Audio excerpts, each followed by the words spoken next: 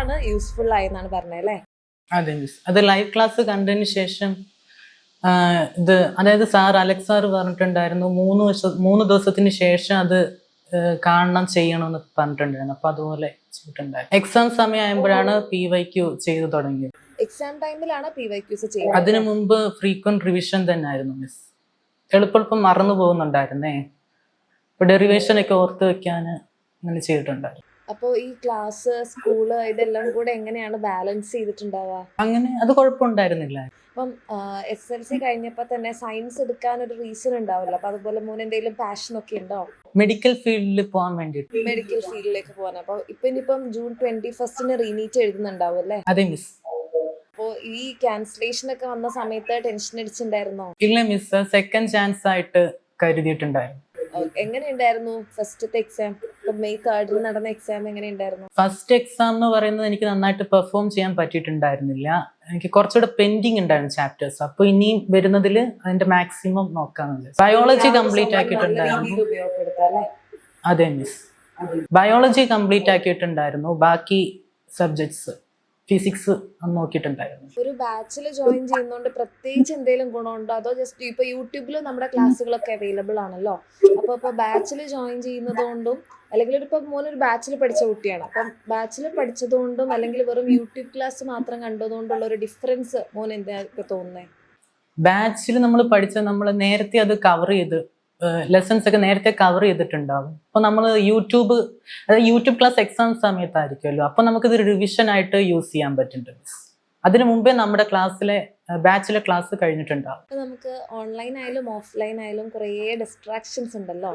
അപ്പോൾ മോൻ അങ്ങനെ എന്തെങ്കിലും ഡിസ്ട്രാക്ഷൻസ് ഉണ്ടായിട്ടുണ്ടോ? അല്ലെങ്കിൽ ആ ഡിസ്ട്രാക്ഷൻസ് എങ്ങനെയാണ് മോൻ അവോയ്ഡ് ചെയ്തിട്ടുണ്ടായത്?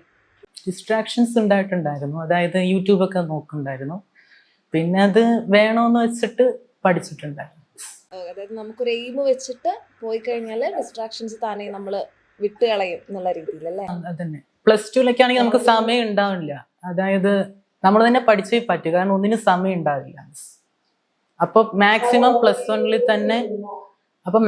+1 തന്നെ മാർക്ക് സ്കോർ ചെയ്യാൻ പറ്റിയ നമുക്ക് +2 ബുദ്ധിമുട്ടുണ്ടാകേണ്ടി വരും. ഇപ്പം പലർക്കും ടെൻഷൻ ഉള്ള ഒരു കാര്യമാണ് എക്സാം എഴുതാന്നുള്ളത്. അപ്പൊ നമ്മുടെ ബാച്ചിലാണെങ്കിൽ ഇങ്ങനെ ചാപ്റ്റർ വൈസ് എക്സാം ഉണ്ട്. അപ്പൊ മോന് അത് അറ്റൻഡ് ചെയ്യണ്ടായിരുന്നോ? അല്ലെങ്കിൽ അത് യൂസ്ഫുൾ ആയിരുന്നോ ചാപ്റ്റർ വൈസ് എക്സാമുകൾ? വർക്ക്ഷീറ്റ് ചെയ്തിട്ടുണ്ടായിരുന്നു. ചാപ്റ്റർ വൈസ് എക്സാം ആദ്യ സമയത്തൊക്കെ എഴുതിയിട്ടുണ്ടായിരുന്നു. പിന്നെ എനിക്ക് എഴുതാൻ പറ്റിയിട്ടുണ്ടായിരുന്നില്ല മിസ്.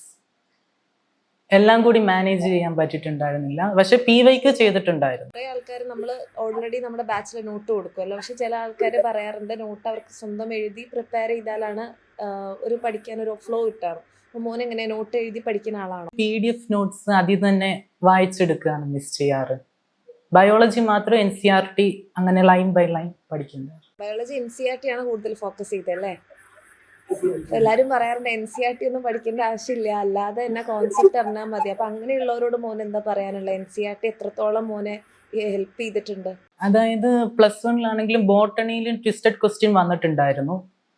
അപ്പോൾ NCERT ചില ലൈൻസ് നമ്മൾ ശ്രദ്ധിക്കാത്ത ലൈൻസിൽ നിന്നൊക്കെ ക്വസ്റ്റ്യൻ വന്നിട്ടുണ്ടായിരുന്നു. അപ്പോൾ അത് NCERT വായിച്ചപ്പോൾ നന്നായിട്ട് ചെയ്യാൻ പറ്റിയിട്ടുണ്ടായിരുന്നു മിസ്. അതുപോലെ തന്നെ അത് നീറ്റ് എൻട്രൻസ് ഒക്കെ പ്രിപ്പയർ ചെയ്യുന്നവർക്കും NCERT വായിക്കുക തന്നെ വേണം മിസ്. മോന് ക്ലാസ് കണ്ടതിന് ശേഷം NCERT വായിക്കും, അങ്ങനെയാണോ ചെയ്യുക? ഫിസിക്സ് കെമിസ്ട്രിയുടെ ഒക്കെ കാര്യത്തില് അത് ക്ലാസ് നോട്ട്സ് ആണ് വായിക്കുക മിസ്, ലൈവ് നോട്ട്സ്. ഓക്കെ.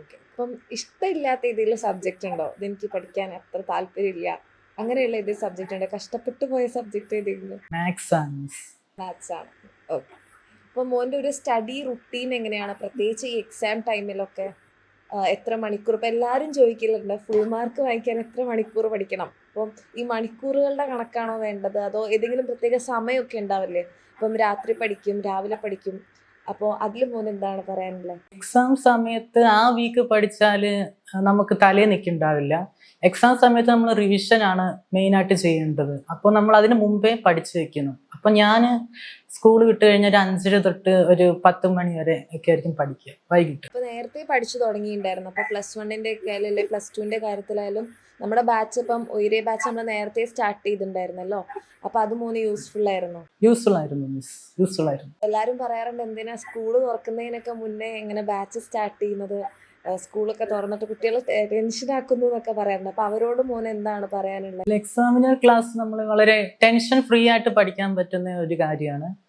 അതായത് നമുക്ക് ഫുൾ ടൈം ക്ലാസ്സസ് ഒന്നും ഉണ്ടാവില്ലല്ലോ, കുറച്ച് സമയം ക്ലാസ്സസ് ഉണ്ടാവും, പിന്നെ നമ്മളത് അതിനനുസരിച്ച് അത് പൊയ്ക്കോളും. അപ്പൊ നമുക്ക് സ്കൂൾ തുറക്കുന്നതിന് മുമ്പേ കുറച്ച് സമാധാനം ഉണ്ടാകും. അതായത് നമ്മൾ ഇത്രയും കവർ ചെയ്തിട്ടുണ്ടല്ലോ എന്നുള്ള ഒരു സമാധാനം കിട്ടുന്നുണ്ട്.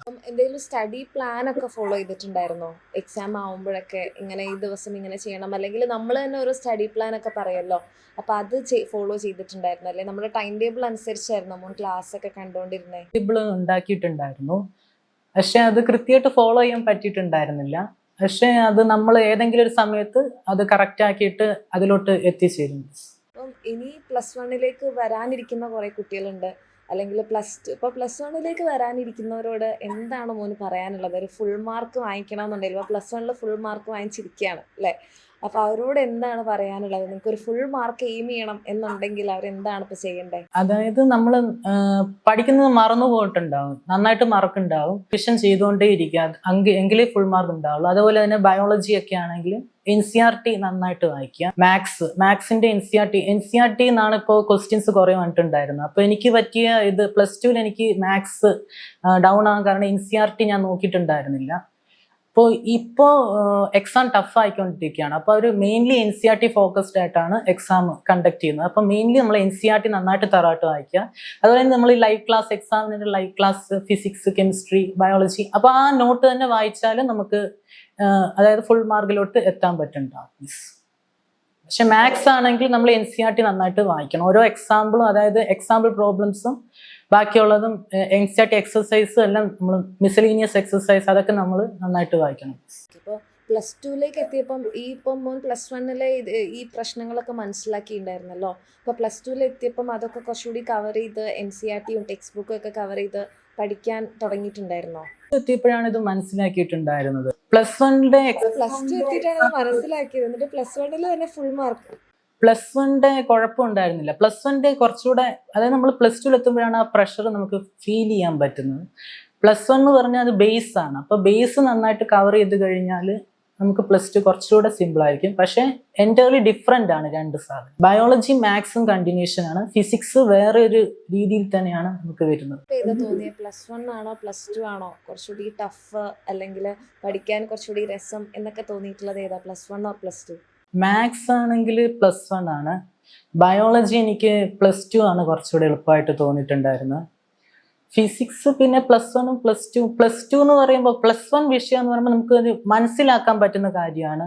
പക്ഷെ +2 വിഷയം ഫിസിക്സ് എന്ന് പറയുന്നത് നമുക്ക് അതായത് പെട്ടെന്ന് മനസ്സിലാക്കാം, അതായത് നേരി കാണാത്ത സാധനങ്ങളെ പറ്റിയിട്ടൊക്കെയാണ് പഠിക്കുന്നത്, കറണ്ട്, മാഗ്നറ്റിസം. അപ്പോൾ അതിൻ്റെ കുറച്ചൊരു ടഫ്നെസ് ഉണ്ടാവും, പക്ഷെ കുഴപ്പമുണ്ടായില്ല. പിന്നെ ഓർഗാനിക് കെമിസ്ട്രി 5 ചാപ്റ്റർ വരുന്നത് കെമിസ്ട്രി +2ലാണ്, പക്ഷെ അതിന്റെ ബേസ് വരുന്നത് +1ലാണ്. അപ്പൊ ആ ബേസ് 2 ചാപ്റ്റർ നന്നായിട്ട് പഠിച്ചാൽ ഈ ബാക്കിയുള്ള 5 ഓർഗാനിക് ചാപ്റ്റർ വളരെ എളുപ്പമായിട്ട്. Thank you.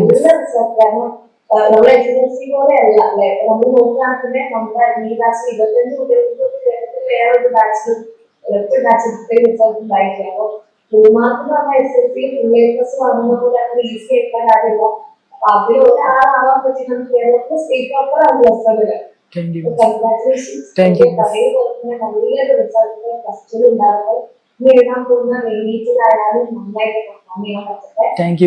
ആഗ്രഹിക്കുന്നത് പോലെ തന്നെ നല്ല റാങ്കും ആഗ്രഹിക്കുന്നത് എന്താണോ ആ ഒരു കാര്യങ്ങളൊക്കെ ചെയ്യാൻ പറ്റട്ടെ കേട്ടോ. ഈ പറയുന്ന വിദ്യാർത്ഥികൾ ഒരു രീതിയിൽ ചെയ്യാൻ പറ്റാതെ ചെയ്യുക. All the days. Thank you.